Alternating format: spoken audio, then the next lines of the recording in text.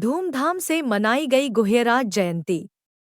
राजाखेड़ा धौलपुर जिले में संचालित सामाजिक संस्था राम सखा गुह्यराज सेवा समिति द्वारा चैत्र शुक्ल पंचमी 2 अप्रैल 2025 को निषादराज गुह्यराज की जयंती ग्रामवासियों के सहयोग से भव्य रूप से मनाई गई। कार्यक्रम का संचालन समिति के युवा प्रभारी नरेश ने किया। शुभारंभ भागवताचार्य सुभाषानंद महाराज द्वारा हवन पूजन से हुआ, जिसमें समस्त ग्रामवासियों ने आहुति दी। मुख्य अतिथि के रूप में नवलोक पार्टी के राष्ट्रीय अध्यक्ष डॉक्टर लेखराज एवं आगरा से आए जिला परिषद सदस्य रघुवीर सिंह ने भगवान निषादराज, महर्षि कश्यप एवं वीर एकलव्य की प्रतिमाओं पर माल्यार्पण कर आरती की। इसके बाद समाज में अंधविश्वास, दुर्व्यसन एवं कुप्रथाओं को त्यागने और शिक्षा को प्राथमिकता देने का संदेश दिया गया। डॉक्टर लेखराज ने कहा कि जो समाज अशिक्षित और जागरूक नहीं होता, वह प्रगति नहीं कर सकता। उन्होंने अनावश्यक खर्चों को रोककर शिक्षा पर अधिक निवेश करने पर जोर दिया। विशिष्ट अतिथि रघुवीर सिंह ने श्री राम और निषादराज की मित्रता एवं केवट प्रसंग पर प्रकाश डाला। समिति अध्यक्ष पदम सिंह ने सभी अतिथियों एवं ग्रामवासियों का आभार व्यक्त किया। अंत में अतिथियों और भक्तों को प्रसाद ग्रहण कराकर कार्यक्रम का समापन किया गया। खबरों के लिए फर्स्ट न्यूज धौलपुर को सब्सक्राइब करें। से फ्री होता है उसको आत्मा के समान बताया जाता है। तो इतना प्रिय कौन कि हम अपनी आत्मा को त्याग करने के लिए तैयार हो जाएं। इतना मैं समझूंगा कि अपने भाई के लिए, अपने परिवार के लिए भी कोई प्राण त्यागने के लिए बहुत कम लोग तैयार होंगे। लेकिन उन्होंने ये कह दिया कि अगर मेरे जो प्राण है वो आपके अंदर है, अगर आप मेरे थोड़ा सा भी साथ छोड़ दिया तो मैं जीवित नहीं रहूंगा। और आपको रामचरितमानस वाल्मीकि रामायण में आपको प्रमाण भी मिलेगा। जब श्री रामचंद्र जी वनवास को गए थे तो उनको कह करके गए थे कि भरत राज्य चलाना नहीं जानते हैं। ये वाल्मीकि रामायण में पढ़ लेना, मैं प्रमाण दे रहा हूं कि जो भरत जी है वो राज्य चलाना नहीं जानते हैं। इनको आप बताते रहना, हमारे अयोध्या राज्य का संचालन करते रहना, इनको जानकारी देते रहना कि राज्य को कैसे चलाया जाता है। वो ये कह करके गए थे और उनको बड़ा भाई मान करके उनको वहां पर गले मिल करके उनसे कहा कि मुझे कैसे भी पार निकलवा दो। तब उन्होंने अपने सेवकों के माध्यम से पार करवाया था। लेकिन हमारी बात चल रही है उस टीली के पास। तो उन्होंने कहा कि ऐसे हमारे महापुरुष थे तो हम इस स्थिति में क्यों। तो उन्होंने कहा ये जो अंग्रेज लोग हैं वो हमारे देश के माल टाल को लूट लूट करके ले जा रहे हैं। ये गद्दार है, ये विदेशी है, इनको कैसे भी मिटना चाहिए। तो वो कहने वाले का नाम था लोचन निषाद और गंगादीन निषाद। ये दो महापुरुष थे उस समय। तो उन्होंने उन सभी को कहा कि अगर आप इनसे बदला लेना चाहते हो तो अभी तो इस नदी में पानी कम है। जब भादों के महीने में इस नदी में बाढ़ आती है उस समय इन साले सभी अंग्रेजों को इसमें डुबा डुबा करके मारना। और इसके लिए अपन को बहुत अच्छे तरीके से योजना बनानी पड़ेगी। तो उन्होंने योजना बनाई, जब भादों के महीने में बाढ़ आएगी इस नदी के अंदर तो सभी लोग अपनी अपनी नाव में एक एक बड़ी सी कुल्हाड़ी रखना और इन सभी अंग्रेजों को बैठा करके और जो भी नाव बीच में पहुंचे मझधार में तो हम झंडा हिला देंगे। और झंडा हिला दे सभी लोग अपने अपने नाव के पैंदे में कुल्हाड़ी मारना, नाव डूब जाएगी, आप तैर करके पार निकल जाना।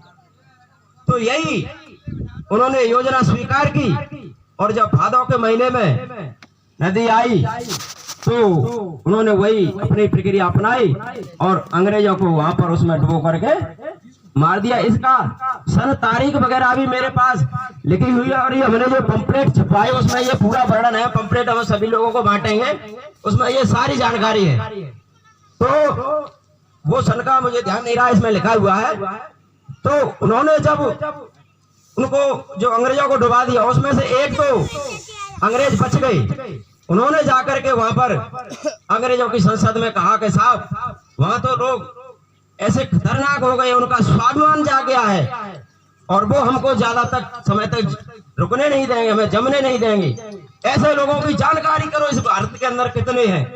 तो उन्होंने उनकी जनगणना करवाई। जब इस समाज के लोगों की जनगणना करवाई तो ये सैकड़ों उपजातियों के रूप में और लाखों करोड़ों की संख्या में मिले, यानी सबसे ज्यादा संख्या इन्हीं केवटकार की, कार मेहरा, माजी मजवार मल्ला इनकी मिली। तो उन्होंने कहा कि ये लोग हमें जमने नहीं देंगे, ज्यादा समय तक यहाँ पर अपना शासन नहीं करने देंगे।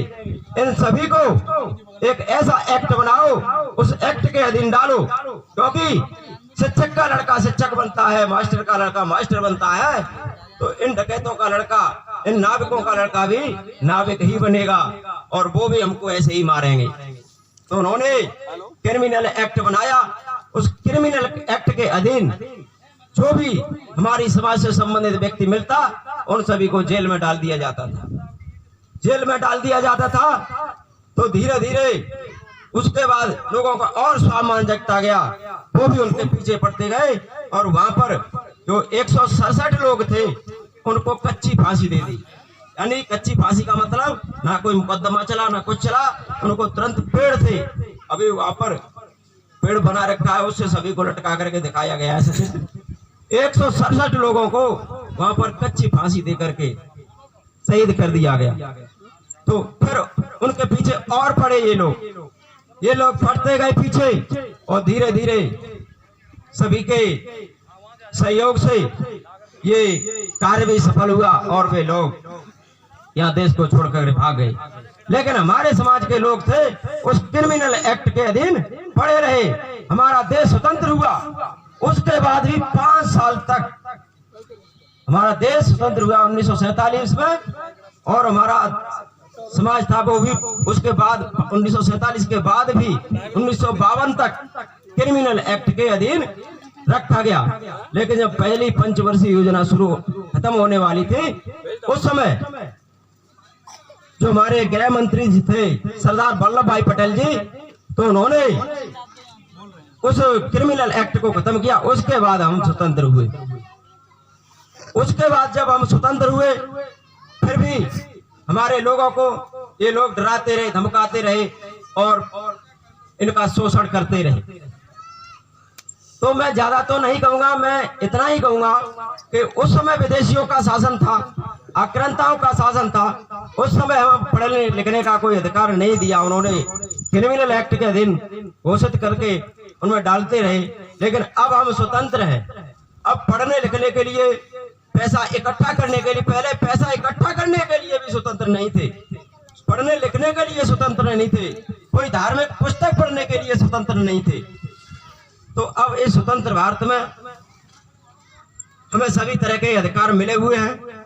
तो मैं सभी से निवेदन करना चाहूंगा कि हमारे अंदर जो भी कुरीतियां, जो भी दुर्विचार हैं, उनको त्याग करके किसी भी तरीके से कपड़े हल्के पहन लो, ज्यादा फैशन के मत पहनो, ज्यादा खाना मत खाओ, 1 रोटी कम खाओ, लेकिन बच्चों को जरूर पढ़ाओ।